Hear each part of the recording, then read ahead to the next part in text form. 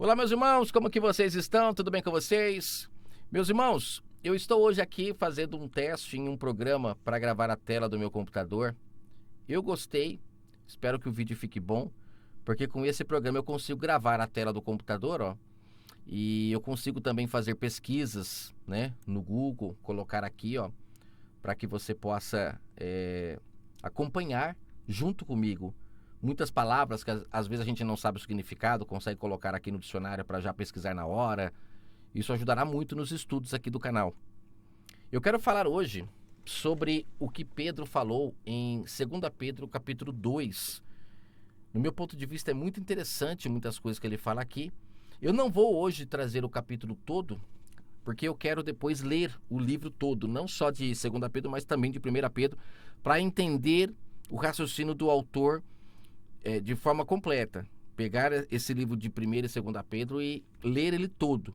Mas eu quero trazer hoje aqui nesse vídeo algumas partes que Pedro fala aqui que me chamaram muita atenção e que me fazem enxergar claramente a nitidez que ele tinha, a clareza sobre épocas, sobre como saber separar, né, o engano da verdade.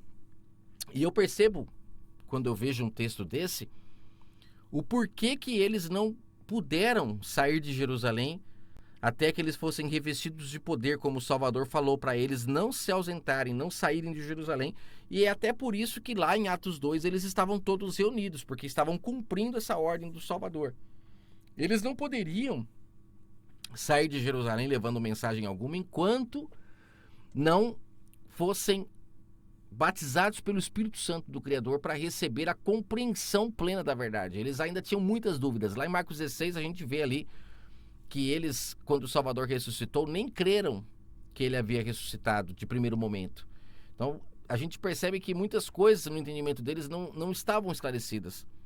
Mas após lá em Atos 2 eles receberem a presença do Espírito Santo, eles foram agraciados pela presença do Criador, do Pai em si, tornando eles pessoas que não eram mais tolas. Já comentei aqui sobre essa questão, porque se você não entender essa questão, fica muito difícil você entender em que momento mudou a chavinha na cabeça desses homens, porque antes de eles passarem de discípulos para tolos, sendo discípulos, temos que tomar cuidado com muitas coisas que eles falavam, porque a verdade, quem a tinha era o Salvador. Ele recebeu o batismo do Espírito Santo. E os seus discípulos ainda não, até Atos 2. E aqui, em 2 Pedro, nós já estamos em um momento onde eles já tinham recebido o Espírito Santo. E quem recebe o Espírito Santo deixa de ser tolo. Eu até coloquei aqui no Google o que é ser tolo. Ó. É aquele que não tem inteligência ou juízo. É uma pessoa que pratica tolices, ingênuo. Ou seja, é uma pessoa que está em trevas, não tem compreensão da verdade, não enxerga a verdade. Mas a própria Escritura chama o Salvador como aquele que é a luz do mundo, e essa luz não é como nos filmes, que mostra ele cheio de luz. Mas essa luz representa a claridade de entendimento, porque é no entendimento que nós somos libertos. E é por isso que ele veio sendo a luz do mundo. Por que usa essa expressão a luz do mundo? Porque o povo de Israel precisava ver para crer. Então é tudo usado de forma física para a gente entender, mas entenda que essa luz é no entendimento. E eles, os discípulos, receberam essa luz após a descida do Espírito Santo e puderam então sair levando a mensagem do Criador. E eles já não eram mais tolos agora, pessoas ingênuas, sem juízo, não. Porque agora o justo juiz estava neles e eles conseguiam fazer essa separação e não só fazer para si, mas também mostrar para aqueles que ainda estavam em trevas. E aqui ele está fazendo isso, ele está abrindo esse farol para as pessoas. E ele fala aqui, ó, no começo do verso 1 que houve também entre vós falsos profetas. Você vê que ele cita os profetas aqui, ó, como sendo passado, cumprindo o que o Salvador falou lá em Lucas 16, quando ele fala que os profetas e a lei durou até João. Eu já coloquei aqui o os versos para você ver, ó, Lucas 16, versos 16 e 18. A lei e os profetas duraram até João, desde então é anunciado o reino de Deus. Então, a lei, ela não que deixou de valer, não durou até João e depois deixou de valer, mas ela agora, depois da descida do Espírito Santo, ela está em nós, nos lembrando. Por isso que nós somos lembrados quando vamos fazer alguma coisa de que aquilo é errado, coisa que na velha aliança provavelmente não acontecia. Eles tinham que ter os seus tutores, pessoas que lhes ensinassem diariamente. Hoje não. E os profetas também duraram até João porque não houve mais necessidade de o pai proteger Israel, porque o filho já havia nascido. Eu já comentei aqui no canal, fetos gerados antes da hora, os profetas. Foram gerados para proteger a noiva. Quando eu falo noiva, não entenda como sendo uma pessoa, mas sendo o povo de Israel, aqueles que não se misturaram com os enganos, não beberam o vinho da Babilônia. Foi para isso que o Salvador veio, para dar a essas pessoas, essa noiva que esperou, o prazer de se casar, né? Que era, por isso que as mulheres têm um grande prazer de se casar, um grande sonho, porque é uma representação que aqueles que buscam o Pai em espírito, o prazer delas é receber o seu vinho, é beber da sua fonte, é se casar. É por isso que no mundo físico tem esse desejo das mulheres, tudo é interligado. Só que ele fala algo aqui sobre os profetas duraram até João, deixando bem claro que os profetas duraram até João e existiram muitos falsos no meio dos verdadeiros. E ele fala, mas entre vós haverá também falsos doutores. Ele cita como doutores, ele não cita como profeta mais. Porque muitas pessoas hoje trazem que os profetas existem até hoje porque não conseguem discernir o plano de salvação, por que os profetas eram gerados para proteger a noiva, e que depois que nasceu o filho tão aguardado, o herdeiro da promessa, que é uma representação lá de Isaac e Agar, lembra que Paulo fala em Galatas 4? Quando ele nasce, ele traz a palavra pura do Pai, porque se deixou ser usado para falar. O Emanuel, o Pai, estava nele falando com o povo, não ele sendo um Deus, mas o Deus, o Criador do universo, estava nele, que também é mais um fermento que o sistema religioso coloca na mente das pessoas para elas não entenderem a verdade do plano de salvação. Aí a gente vê que ele fala que após a vinda do Salvador, já não há necessidade mais dos profetas, mas haveriam muitos falsos doutores. E ele cita como doutor, não mais como profeta. Olha a mente iluminada dele. Por que doutor? Doutor, se você olhar fisicamente, é uma pessoa que estuda para descobrir como solucionar as dores das pessoas. O próprio nome doutor, se você perceber, igual a palavra apóstolo, igual a palavra profeta, são algumas palavras em português que não estão 100% cheias de entulho, né? Você consegue enxergar na palavra já o significado. Só que espiritualmente falando, o que é um doutor? É uma pessoa também que tem compreensão da verdade para curar as dores das pessoas. Esses dias um amigo meu, que inclusive talvez ele grave alguns vídeos comigo, estava me perguntando sobre algumas coisas que aconteceram na vida dele. E assim, é interessante como que de certa forma vem a compreensão de muitas coisas quando a gente vai comentar, que faz a pessoa pensar mesmo sobre muitas coisas que deram errado e que ela vai ter que mudar para poder melhorar aquela dor. Então se torna um doutor mesmo, uma pessoa que recebe o Espírito Santo do Criador. Só que aqui Pedro está falando que assim como existiam os falsos profetas, os falsos fetos, diziam ser, também existem aqueles que dizem ser doutores, que na verdade não estão ali para curar a dor das pessoas, mas assim como lá em João 10, estão ali para se beneficiar da lã da ovelha, querem lucrar. Assim também como existem muitos médicos que estão na profissão apenas pelo dinheiro. Entra o paciente, às vezes nem olha na cara do paciente, está pouco se lixando para a dor dele. Ele quer no final do mês receber o seu din-din. Tanto é que às vezes trabalha num consultório particular, depois vai para um público, depois à noite vai para outro, nem descansa praticamente, indo contra até mesmo o que a sua profissão ensina, tudo pelo dinheiro. E assim também no meio espiritual existem pessoas também. E principalmente por terem livros, né, que as ensinam, assim no mundo físico, um médico tem os livros para estudar, para saber a causa das doenças e o remédio e tal, assim também no mundo espiritual existe o livro Bíblia para as pessoas estudarem e se tornarem doutores. Mas muitos se tornaram doutores ali estudando. Outros se tornaram doutores, como é o caso de Paulo, por exemplo, e também Pedro, Paulo eu ainda vou mais longe, que Paulo não teve um relacionamento com o Salvador como Pedro teve, ouvindo suas palavras ali. Paulo praticamente, não, se for ver, Paulo nem se relacionou com o Salvador em vida. Só depois da morte do Salvador é que ele teve esse encontro com a sua verdade. Então a gente pode ver que Paulo realmente não aprendeu de homens, né? Então a gente vê que ele se tornou doutor não por meio de homens. Isso é perfeito. Aí ele fala que esses falsos doutores, eles iriam introduzir encobertamente heresias, encobertamente, ou seja, debaixo dos panos. As pessoas não perceberiam.